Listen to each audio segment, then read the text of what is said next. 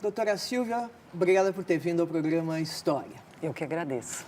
Doutora, você estudou no seu doutorado vamos dizer assim, a contemporaneidade de Cuba, não é isso? Exatamente. As minhas pesquisas de mestrado e de doutorado, eu me dediquei a estudar o período da Revolução Cubana, né, e a relação entre os intelectuais e o governo e a política cultural. Nós vamos tentar chegar nisso no final do programa, mas Claro. como em razão do primeiro encontro em 50 anos entre o presidente Obama e o presidente Raul Castro, que aconteceu no dia 10 de abril, nossa intenção ao pedir a sua presença aqui foi de discutir a história de Cuba. Não provavelmente a história de Cuba em geral, mas a história da relação entre Cuba e Estados Unidos, porque os problemas não começaram em 1959 ou em 1961, né?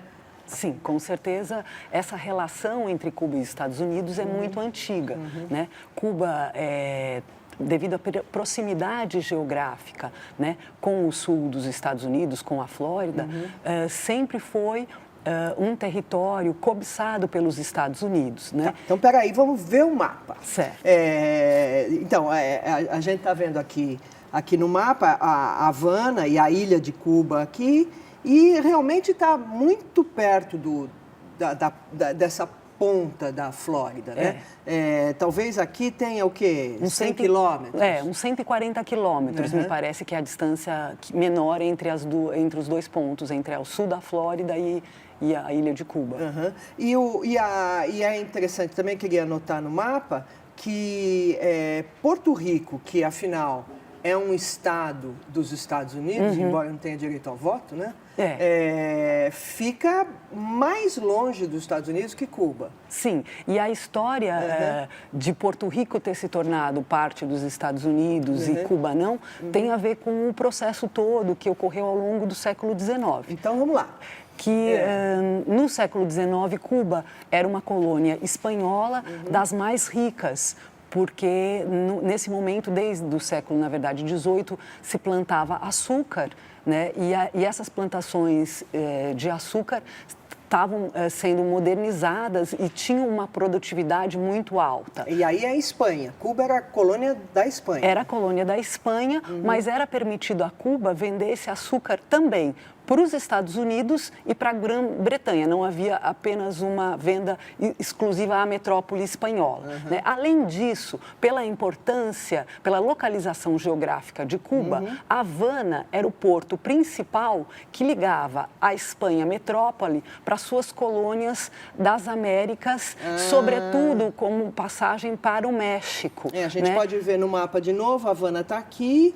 E aqui é o México, né? Essa região toda, essa região é o México e toda a América Central e também muito perto, Cuba era de Caracas, da Venezuela. Exato. Né? Na verdade, Guianas, etc. Era um porto estratégico de parada, tanto na ida da Espanha para as Américas como no retorno. Então, era um local, era considerado por Espanha a joia, a pérola da coroa, e quando se iniciam... Em toda a América Latina? Em toda a América Latina. Potentado ela recebeu esse nome, né, de joia da coroa. Então, quando se inicia o movimento de libertação que ocorre em várias partes da América Latina no início do século XIX, né, a Espanha reforça o seu exército com medo, temerosa de perder a ilha de Cuba por toda essa importância geográfica e econômica também pela questão da produção do açúcar. Então, nesse sentido, outras regiões foram se tornando independentes, né, da Espanha, já logo nos anos 1910, 1920, e Cuba permanece... 1810. Desculpa, claro, 1810, 1820, e Cuba permanece permanece quase todo o século XIX como colônia espanhola, né? Porque é a colônia, junto com Porto Rico, que permanece até o fim do século XIX sob domínio espanhol.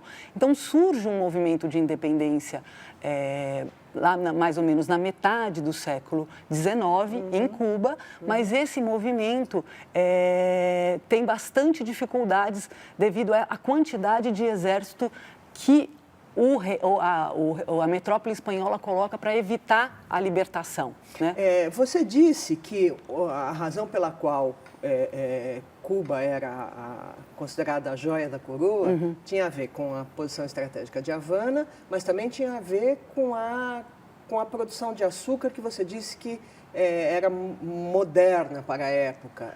Me parece que Sim. Cuba foi a maior produtora de açúcar nesse território exíguo, é isso? Sim, no século XIX houve um boom açucareiro, sobretudo na primeira metade do século XIX, e Cuba ocupou um lugar de destaque nessa produção e modernizou os seus engenhos da parte ocidental da ilha. Ou seja, a parte ocidental é a parte de Havana, realmente, e de Pinar del Rio e de Matanzas, toda essa parte... Esse lado aqui. Exato, exato, à esquerda do mapa. Então, os engenhos que se instalaram aí foram todos modernizados com máquinas e tinham uma produtividade muito alta. Provavelmente maior que a brasileira, isso é que eu fiquei me perguntando. Sim, porque nesse é um território momento tão pequeno, frente a um território... Como o Brasil produzia açúcar também no Nordeste, claro, não é isso? Claro, mas nesse momento do século XIX, o Brasil, por exemplo, já estava em declínio a produção de açúcar do Nordeste e o forte do Brasil já era a produção de café, que tinha se deslocado também o centro econômico do Nordeste para o Sudeste, né? Porque o café foi todo aqui na região de São Paulo e Rio. Então, nesse momento... Mas ainda assim, a diferença de território é muito grande, É imensa, não é? Claro, é imensa, mas mesmo assim eles conseguiram alcançar essa posição de destaque no mercado internacional como fornecedor e exportador de açúcar. Né? Agora, aí, nessa época também, um pouco mais adiante, no século XIX, tem a grande conflagração entre Espanha e a Grã-Bretanha, não é isso? Nessa época a Inglaterra ainda, suponho. Quando Cuba se inicia na sua tentativa de se tornar independente, né, a Primeira Guerra, que é 1868 a 1878, nessa Primeira Guerra, a disputa é em Cuba, setores proprietários de açúcar da região oriental, que estavam já em decadência, que não tinham modernizado seus engenhos, assumem essa luta, né, contra a Espanha. Claro. Né? Mas essa Primeira Guerra não alcança a independência de Cuba. Há uma tentativa de pacto e esse primeiro movimento é derrotado. Quando se inicia o segundo movimento pela independência, aí sim, em 1895, a guerra, que a princípio era entre Cuba, que aí não era mais só os setores proprietários de terra, era também setores das classes médias, setores dos trabalhadores livres, trabalhadores do campo, camponeses, né? Sob a liderança do José Martí, que havia fundado no exílio o Partido Revolucionário Cubano. Essa guerra que se inicia entre Cuba e a metrópole espanhola, no ano de 1898, quando ela já está bem no final, os Estados Unidos acabam entrando na guerra, sob o pretexto que o navio que estava ancorado no porto de Havana, que é o Maine, que ele realmente explodiu, né, deixou mais de 200 mortos, e o governo norte-americano acusa a coroa espanhola de ter afundado esse navio. E aí esse é o pretexto para os Estados Unidos entrarem na guerra, e aí a guerra, que passa até a ser conhecida como Guerra Hispano-Americana, passa a ser uma guerra com desembarques de marines norte-americanos em Santiago de Cuba. E aí, Santiago de Cuba fica onde? No extremo oriente, do outro lado, na outra ponta. Nós estamos aqui nesse lado aqui, não exatamente, tem no mapa, mas é por aqui. Exatamente por aí, exatamente. Né? Então, eles desembarcam aí no Oriente, onde, historicamente, o movimento de independência sempre tinha sido mais forte, né? Tanto na Primeira Guerra de Independência como nessa segunda. Ela sempre começou do Oriente, vinha do Oriente conquistando o Ocidente e a capital, Havana. Eles desembarcam aí no momento em que os norte-americanos. Os norte-americanos. No momento em que o Partido Revolucionário Cubano do José Martí já estava ganhando a guerra. né? Mas aí, com o desembarque dos Estados Unidos e a potência marítima que eles já eram, naval, que eles já eram no fim do século XIX, eles entram em abril de 98 e em dezembro de 1898 a guerra já havia sido terminada, os espanhóis se rendem. Mas quando os Estados Unidos entram na guerra, eles fazem então a guerra de independência tender para o lado pela independência. Exatamente, quer dizer, há bastante controvérsias de interpretação desse fato, mas há toda uma literatura, sobretudo produzida em Cuba, que diz que, na verdade, o movimento de independência já estava ganhando, né? E eles terem entrado apenas acelerou o processo de vitória do movimento de independência. O que acontece é que aí eles vão para um tratado em Paris para selar o fim da guerra. E nesse tratado... Eles quem? Espanha e Estados Unidos? Ou apenas. Espanha e os independentes? Sem o Partido Revolucionário? Sem chamar o Partido Revolucionário Cubano de Martí, que nesse momento já havia morrido no decorrer da Segunda Guerra. Eles não reconhecem o Partido Revolucionário Cubano e não chamam os líderes do movimento de independência para esse acordo com a Espanha. Então, negocia-se apenas governo norte-americano com o governo espanhol, e aí, nesse processo do Tratado de Paris, em 1898, é que os Estados Unidos toma Porto Rico, Filipinas e as Ilhas Guam, que ficam no Pacífico, que eram colônias espanholas também na época. Nesse mesmo momento, os Estados Unidos toma todos esses territórios que permanecem, no caso de Porto Rico, né, que permanece até hoje como como uma colônia dos Estados Unidos. Toma ou fez parte do processo de paz? Fez parte do processo de paz, né? E aí Cuba... Foi uma troca, é isso? Pelas Filipinas, eles realmente chegaram a pagar um montante em dólares de indenização para a Espanha. Mas realmente, por Porto Rico e pelas Ilhas Guam, onde estão as Ilhas Guam? É lá no Pacífico, não aparece aqui nesse momento. Eles aí não pela guerra, pela vitória na guerra, né? E passam a controlar Cuba muito de perto, ocupam militarmente Cuba nesses primeiros anos, né? E de 1898 a 1902 o território cubano é dirigido por generais norte-americanos. Só então, em 1902, é que vem a República Cubana como o primeiro governo cubano, que é Tomás Estrada Palma, que também é imposto pelo governo dos Estados Unidos. Quer dizer, os Estados Unidos, não é que os Estados Unidos foram expulsos, eles passaram o poder dentro de uma política dos próprios Estados Unidos, é isso? Para passar para esse primeiro presidente civil cubano, eles fazem uma série de condições, né? Uma delas é que um ano antes, porque essa passagem foi em 1902, um ano antes, 1901, eles fazem uma assembleia constituinte, né? E obriga que os cubanos aceitem um anexo a essa Constituição, que é a chamada Emenda Platt, que havia sido elaborada por um senador norte-americano. O senador Platt. O senador Platt, e que ela é imposta a Cuba. Se eles não aceitam colocar isso como uma emenda à sua própria Constituição, digamos que a independência não estaria configurada, né? E essa emenda Platt é que determina que os Estados Unidos poderiam, então, intervir a qualquer momento no desenvolvimento interno político da ilha, se as coisas não estivessem caminhando nos rumos que eles gostariam, né? E aí, junto, vem uma série de tratados comerciais que permitem também investimentos econômicos dos Estados Unidos na ilha. E o mais importante é que, junto com tudo isso, vem também a autorização para que os Estados Unidos ocupe a base naval militar de Guantánamo, então, que fica também ali no oriente da ilha, mais próximo também à região de... aqui Guantánamo não está, eu não vou saber mas colocar. Mas é próximo ali aonde você aqui, colocou... Né? No Oriente, no extremo Oriente, oposto. do outro lado. Perto de Santiago de Cuba, né? Bom. Onde você colocou o asterisco ali. Tá, por ali. Exato. Aqui, assim. E essa base militar de Guantánamo, né, que foi então arrendada nesse momento junto com a imposição da Emenda Platt, constitui até hoje, né, uma parte, um enclave do território norte-americano na ilha de Cuba. né, ferindo, então, a soberania da ilha Esse de é um Cuba. assunto da mais absoluta atualidade, né? E Exatamente. nessa base estão, no momento, a base é usada como local de detenção do que os Estados Unidos chamam de terroristas. Infelizmente, desde 2001, né, na guerra contra o terror, eles passaram a usar...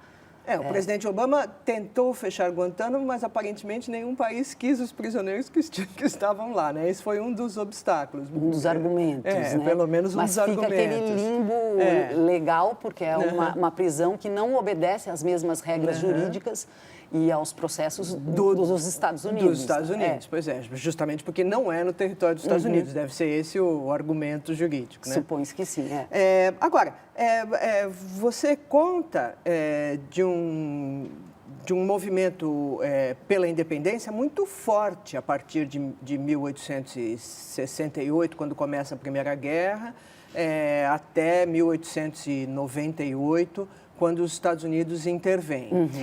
O que aconteceu com esse movimento? Ele não se opôs a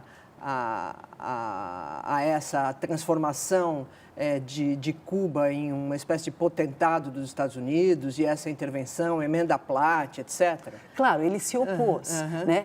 Infelizmente, os principais líderes, tanto da Primeira Guerra como da Segunda Guerra de Independência, acabaram morrendo no decorrer do movimento, uma vez que ele foi muito longo, muito forte, e foi o país onde a Espanha mais colocou exército espanhol para lutar. Então, houve muitas baixas em território cubano da parte dos cubanos independentistas. Então, esse foi um fator. O outro fator foi que os Estados Unidos, os marines, quando eles desembarcam na ilha de Cuba em 1898, eles buscam brechas para buscar dividir o movimento. E aí... quando fazem esse Tratado de Paris, que claro que os líderes do PRC que estavam presentes protestaram de não estar sendo chamado... Partido Revolucionário Cubano. Exato. Eles fazem a seguinte estratégia, eles conseguem que uma parte desse exército libertador, desse exército independentista, deponha suas armas em troca de ajudas econômicas e financeiras mesmo para esse setor. Né? E com isso ele consegue desarmar uma parte desse exército, desse movimento pela independência, e a outra parte que fica, claro, continua o seu movimento de resistência, né? E busca, por exemplo, quando chega em 1902, impor um outro líder para ser o candidato a presidente da República de Cuba. Participou das eleições? Mas não, os Estados Unidos não deixam, por conta da imposição desse mecanismo da emenda Platt, esse primeiro nome, que veio também das filas do movimento de independência, o Tomás Estrada Palma, ele foi completamente imposto pelos Estados Unidos por ser desse setor do movimento de independência que havia aceitado negociar e pactuar com a presença dos Estados Unidos na ilha. Então, realmente, deve ter sido muito duro para esses homens e para essas mulheres, que também houve mulheres que participaram da luta, ter que, depois de muitas décadas de luta, aceitar, né, uma dominação norte-americana na ilha, que alguns chamaram esse período até de protetorado, que Cuba teria vivido um protetorado dos Estados Unidos, porque, para você ter uma ideia, até a moeda que circulava na época, né, no início da República, era o dólar norte-americano. Só posteriormente é que foi criada uma moeda nacional, os pesos cubanos vieram depois. Bom, então o que você está me dizendo é que uma coisa que não aconteceu foi ingestão da Inglaterra, ingerência da Inglaterra nesse momento. Não, a Inglaterra realmente ela já tinha o seu papel como compradora do açúcar cubano, mas na guerra pela libertação de Cuba, a ingerência foi exclusiva realmente dos Estados Unidos, e esse ano de 1898 para a história da América é um ano muito simbólico, muito importante, porque marca o ano que houve a primeira intervenção armada dos Estados Unidos, não só em Cuba, mas em toda a América Latina. Algo que depois, ao longo do século XX, em vários momentos do século XX, vai se tornar uma prática corrente dos governos norte-americanos. Por exemplo, me lembro agora, em 1956, na Guatemala, né, onde um governo democrático do Jacobo Arbenz foi derrubado. Em Guatemala, aqui na América Central. Exato, foi derrubado pelos Estados Unidos para ser imposto um outro governo mais de acordo com os interesses dos Estados Unidos. Mais recentemente, Granada, não é? Claro, sim. Que, afinal, essa acho que foi a última intervenção... Creio que sim. Direta, né? Armada. Bom, mas eu mencionei muitas vezes a Inglaterra porque Cuba dependeu muito, enquanto produtora de açúcar, dependeu muito da mão de obra escrava, não foi? Sim, com certeza. E nessa questão a Inglaterra teve muita ingerência, não Sim, teve? porque a Inglaterra foi o país que, por ter sido feito a primeira a fazer a sua própria revolução industrial, né, e por necessidades de expandir os mercados consumidores para os seus produtos industrializados, né, capitaneou esse movimento internacional, né, que atingiu também aqui a nós, o Brasil, para o fim do tráfico de escravos da África para as Américas e depois incentivando os movimentos pela abolição da escravidão, né? Que no caso de Cuba é uma abolição bastante tardia, um pouco antes da nossa, mas bastante tardia, porque... Foi talvez a penúltima. O penúltimo país a libertar os escravos. Toda essa produção de açúcar, eu havia realmente esquecido de mencionar, ela era toda ela feita em grandes propriedades de terra, todas com mão de obra escrava africana. Né? É aquele modo de produção chamado plantation, exatamente, não é isso? Exatamente. E o que fizeram os independentistas para buscar apoio da população, não só os trabalhadores pobres, mas também os escravos, né, prometiam aos escravos que entrassem nas suas fileiras para lutar contra o exército espanhol a escravidão. Então, nas áreas do Oriente, onde o movimento de independência sempre foi forte, né, e onde, no início, aqueles proprietários de terra de açúcar também entraram no movimento na Primeira Guerra, aí os escravos já puderam gozar de liberdade, nesse sentido de eram libertados né, do trabalho escravo para participar como soldados nas fileiras do movimento de independência. Tá bom. Bom, então nós estamos ali no começo do século XX, há 100 anos, e Cuba permanece como uma espécie é tratada pelos Estados Unidos como uma espécie de satélite, é isso? Exato. Com a conivência desses governos eleitos e mantidos com o apoio e a mano militar até dos Estados Unidos, não é isso? Exato. Durante todo o início do século XX, até os anos 30, 1933, para ser mais precisa, o governo dos Estados Unidos manteve, então, em vigência a emenda Platt, né, e sempre que ocorria algum tipo de desvio daquilo que eles consideravam o melhor para os seus interesses econômicos e políticos, o que era melhor eram governos que facilitassem esse investimento de Cuba, que já era muito grande na ocasião, em compra de terras, em compra de centrais açucareiras, em estabelecimento de empresas norte-americanas na ilha, né, no setor, por exemplo, de ferrovias, né? Depois, mais avançando o século XX, no setor, por exemplo, de telefonia, né? Em refinarias de açúcar, refinarias de petróleo, né? Tudo isso que foi, essa infraestrutura econômica que foi se montando na ilha, ela era grande parte, a maioria de investimento norte-americano. Exatamente. E você chegou em 1933. O que aconteceu em 1933? Em 1933 houve um movimento, uma grande satisfação popular acumulada ao longo de décadas, né, que derruba um governo que era então aliado dos Estados Unidos, o governo do Geraldo Machado, né, derruba então esse governo, né, com o apoio da população, e é quando sobe pela primeira vez ao poder um personagem que vai ser bastante conhecido, que é o Fulgêncio Batista. Né? Então, é nesse movimento de 1933, na derrubada dessa ditadura que era bastante repressiva e apoiada pelos norte-americanos, de Geraldo Machado, é que aí, com a ascensão de Fulgêncio Batista ao poder, ele, no bojo dessa mobilização social, consegue, então, a revogação da emenda Platt. E aí, os Estados Unidos deixam de ter esse mecanismo direto, de intervenção direta, política na ilha, né, mas continuam, claro, mantendo seus investimentos econômicos e, claro, a base de Guantánamo, que isso se mantém até hoje. Quer dizer que quando o movimento de Castro derruba o Fulgêncio Batista em 1959, na verdade,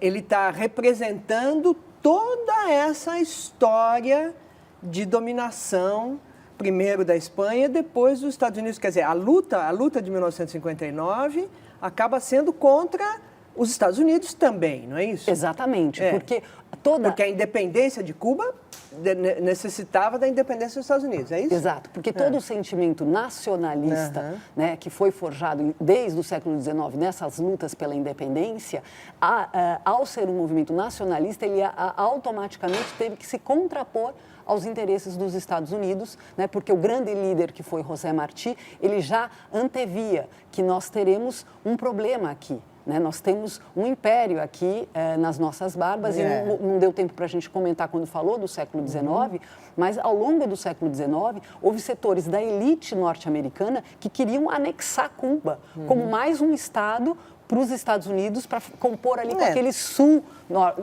dos Estados Unidos, que na época era escravocrata também.